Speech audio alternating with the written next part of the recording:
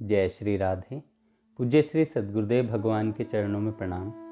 आज पूज्य श्री राधा बाबा कहते हैं, साधक को मन से तो नित्य निरंतर भगवान का भजन करना ही चाहिए, परंतु कान एवं वाणी से भी सदा सर्वदा भगवान का ही गुण सुनना और कहना चाहिए। मन से भगवान का पूजन, भजन, चिंतन तभी सफल होगा जब हमारी इंद्रियां भी भगवत संबंधी कार्यों में लगी रहेंगी। सभी कार्यों का प्रायः आधार होता है सुनना अथवा बोलना।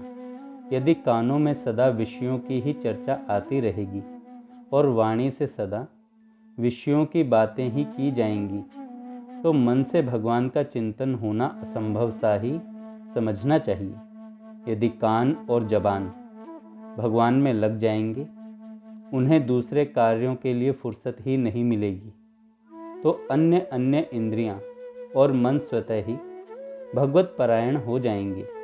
अतएव कान और जीभ को भगवान के नाम, गुण, लीला आदि के सुनने एवं गाने में ही निरंतर लगाए रखना चाहिए।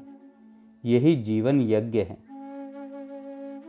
श्रीमद् भागवत में कहा गया है, जिसके कर्ण पक्ष में भगवान के नाम गुणों ने कभी प्रवेश ही नहीं किया, वह मनुष्य रूपी पशु कुत्ते, विष्ठाभोजी सूअर, ऊंट और गधे की अपेक्षा भी अधिक निंदनीय है। हे सूत जी, जो कान भगवान की लीला का श्रवण नहीं करते, वे सर्प आदि के बिल के समान हैं। जो दुष्टा जीभ भगवान की लीला कथा का गान नहीं करती, वह मेंढक की जीभ के समान व्यर्थ ही टें बकवास करने वाली है। किसी भी शास्त्र के अंत में उस ग्रंथ का सार और परम अनमोल सत्य बात ही रखी जाती है। श्रीमद् भागवत भक्ति की सुरसरी है। उसके अंत में ग्रंथ का समापन करते हुए श्री सुखदेव जी महाराज सार की सार बात कहते हैं, अर्थात जिस वाणी से अधोक्षज भगवान की कथा नहीं कही जाती, विषयों की बुरी बुरी बातें कही जाती हैं, वह वाणी असत और व्यर्थ है। जिन वचनों में भगवान के गुणों को प्रकट किया जाता है, पुण्य कीर्ति भगवान का यश वर्णन किया जाता है, वास्तव में वे ही वचन सत्य हैं। वे ही कर्म मंगल रूप हैं, पुण्य हैं। वही वाणी मनोहर है, वही रुचिकर है, वही नित्य नव नूतन रसमय है। वे ही वचन सदा मन को महान आनंद देने वाले हैं और साथ ही मनुष्यों के शोक रूपी समुद्र को सुखाने वाले हैं। संपूर्ण भागवत शास्त्र में इस प्रकार के भगवद यज्ञ करने के लिए अनेक उक्तियां भरी पड़ी हैं। यहाँ कुछ परम अनमोल उक्तियां दी जा रही हैं। श्रीमद् भागवत में आता है, जो लोग मुझ में मन लगाकर श्रद्धा और आदर के साथ मेरी नाम, गुण, लीला कथा को सुनते, गाते और अनुमोदन करते हैं, उनकी मुझ में अनन्य भक्ति हो जाती है, ऐसा भगवान कहते हैं।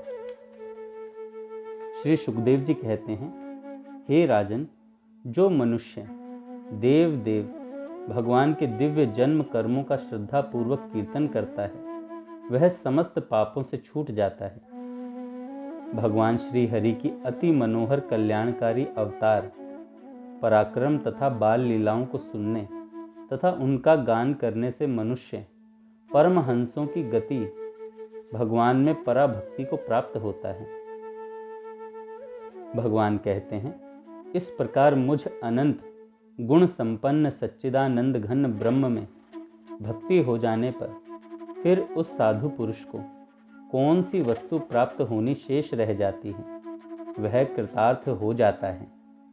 भगवान के इस प्रकार नित्य निरंतर भजन करने का महान फल होता है।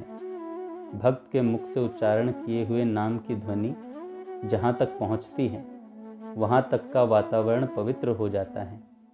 मृत्यु काल के अंतिम श्वास में भगवान का नाम किसी भी भाव से जिसके मुख से निकल जाता है, उसको परम पद की प्राप्ति हो जाती है। भगवान के नाम का जहाँ कीर्तन होता है वहाँ यमदूत नहीं आ सकते।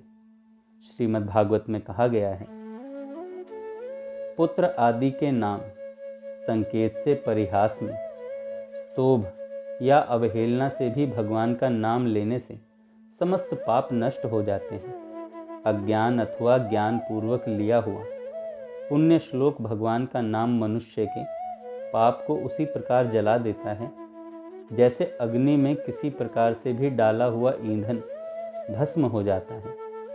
यह भगवान का नाम यज्ञ द्वारा भजन है। यह भजन इतना श्रेष्ठ है कि देवहूति माता देवहूति भगवान कपिल देव जी से कहती हैं, अहो, जिसकी जीभ पर भगवान का पवित्र नाम रहता है वह चांडाल भी श्रेष्ठ है, क्योंकि जो भगवान के नाम का कीर्तन करते हैं उन श्रेष्ठ पुरुषों ने तप, यज्ञ, तीर्थ स्नान, वेद अध्ययन सब कुछ कर लिया।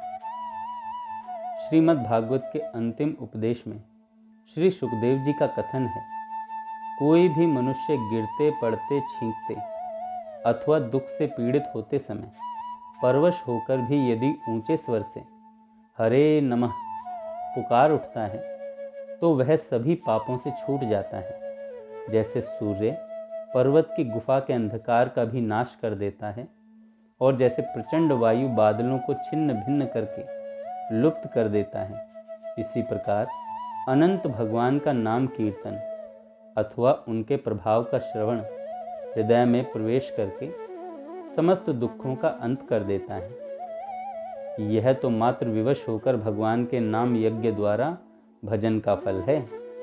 प्रेम से भगवान के नाम यज्ञ द्वारा भजन का फल तो कहना ही क्या।